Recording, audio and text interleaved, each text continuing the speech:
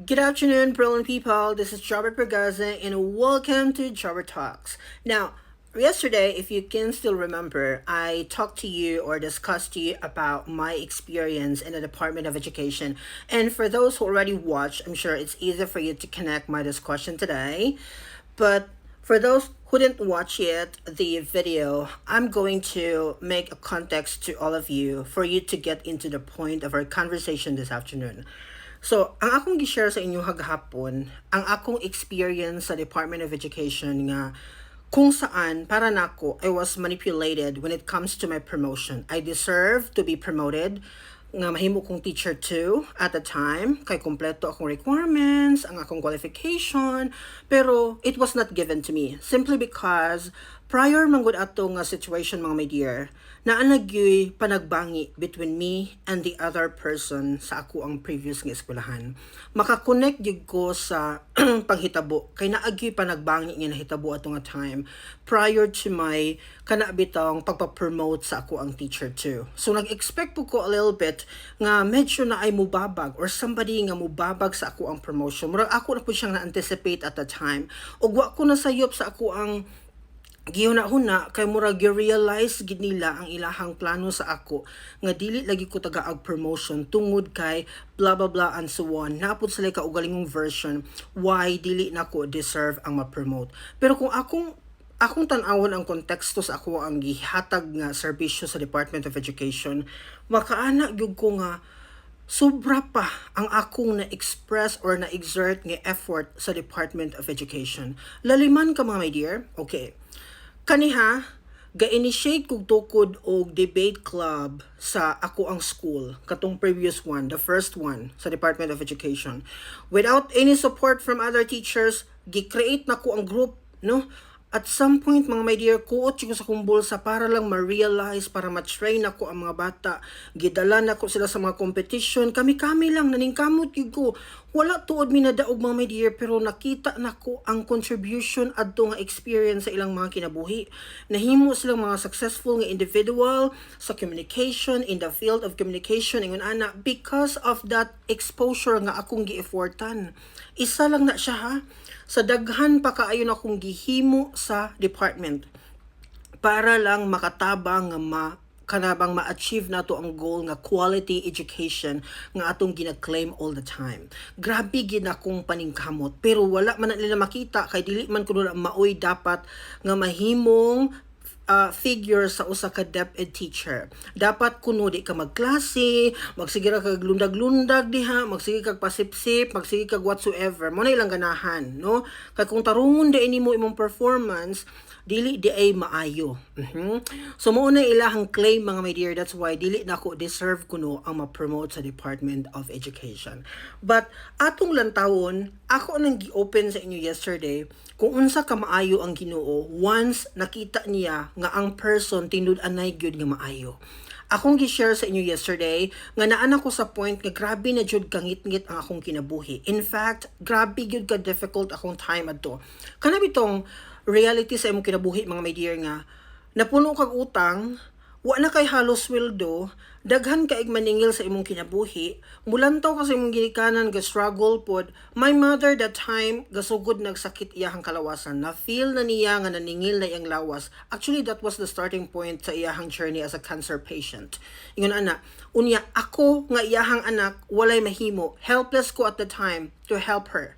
So grabe gyud ka difficult ang akong life. Unya mao na akong silent battle. Pag muadto ko sa school, aduna pagoy mga daotang tao nga pwedeng muguba, mga toxic people nga maka-add sa imuhang mental kanabang challenge or challenges nga grabe na nimong gibit-bit nga burden sa imuhang kaloob-looban. Wa man lay mutabang sa imo, rather iduot pa kag maayo. Grabe ka disaster gyud nga experience for me. I have to really say. Unya nakita nako adto nga moment mga my dear nga once di ay tinud-anay ta nga moduol sa Ginoo, muhilak ta sa iyaha atong i-share ang ato ang sitwasyon. Although nakita man sa Ginoo atong reality, but gusto man gud sa Ginoo nga moduol ta sa iya, no, atong isulti ang atong sitwasyon karon. And that's perfectly what I did at the time. Akong gi-share sa Ginoo ang ako ang scenario, ang akong mga pangandoy, og tinuod man gitagaan jud ko sa Ginoo og opportunity. Kana bang murag path nga agian ako, ningon siya, Jobert, this is for you. Para ma-end up na tanan imuhang struggle karon, ihatag ko ni siya sa imuha. Kay makaingon jud ko mga my dear no, nga kaning journey nako sa Taiwan was a perfectly opposite sa akong experience kaniadto sa Pilipinas. Can you imagine? Gikan sa usa ka institution or gikan sa usa ka department nga it's hard for me to claim my promotion even if deserving ko nga makuha to siya, pero tungod sa mga manipulators around, wala ko natagaag chance nga mo shine.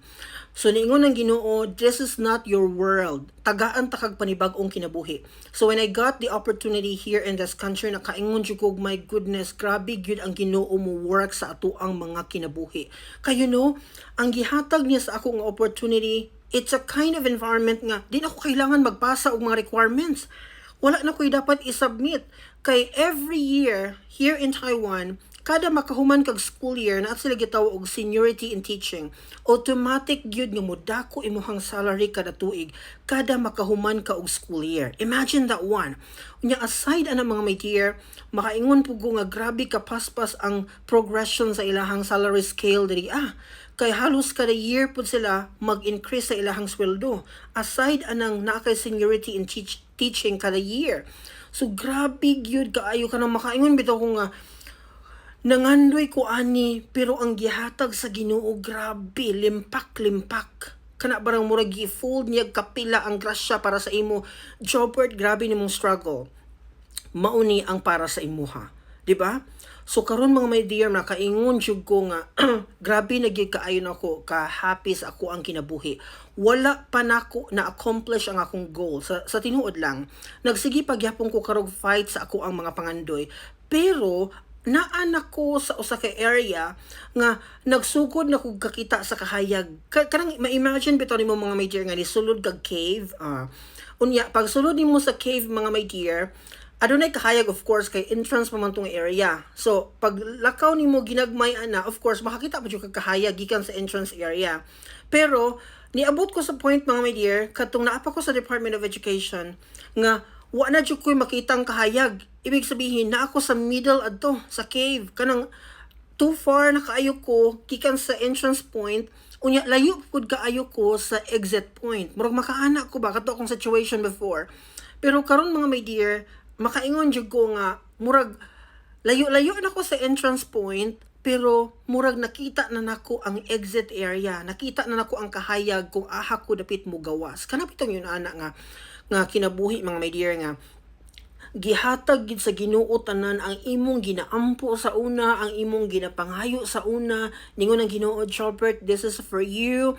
Kay maayo ka nga tao, maayo ka gipakita sa imong kapwa, bisag gidaot-daot kanila sa una, gimanipulate. Wala man gid ko ni sukol mga my dear, nagpaubos gid kog maayo sa tinuod lang. Kay maumang ko na itudlo sa akong ginikanan, kapila na ko ni attempt nga das-dason ako sila, pero ang akong ginikanan gyud kay hugot gid ilahang pagsalig sa Ginoo. Permit ko nila gina-remind nga ang Ginoo galantaw sa atong binuhatan ug tagaan taniyag kadaugan puhon nga tanang tao maglantaw sa ato ang kahayag. Mo gid always gina-remind sa akong ginikanan sa kuha. Mo tumang my dear nga bisag ka hibalo ko kinsa ang mga tao nga nag-manipulate sa ako, nagpaubos lagi ko mga my dear. Kay kabalo gyud ko nga ang Ginoo galantaw, nakita niya ang akong struggle and He's going to give me the best life in the future. Ug naa ako karon sa kinabuhi nga akong gi-visualize sa unang panahon. Maunang ang akong tambag sa inyo, this is how I'm going to close my kwento from yesterday para makasabot gyud mo nga kitang tanan gitagaan gyud sa Ginoo kanang equal nga opportunity nga atong matagamtaman, no? Unsahay lang gyud, wala pa ta sa panahon para mo enjoy ana. Unang kamo pangandoy gyud mo, paningkamot mo, keep moving mga my dear. Kay aduna gyud gi-prepare ang Ginoo sa ato ang tanan. Kung nag-struggle ka karon, ayaw i-end up imong kinabuhi, kay aduna gyud maayong kinabuhi nga nagpaabot. Okay? Padayon og salig sa Ginoo og pag-ampo kay permi gitang madaugon in the name of the Lord, in the words of God. That would be all for today. See you again tomorrow. Bye-bye.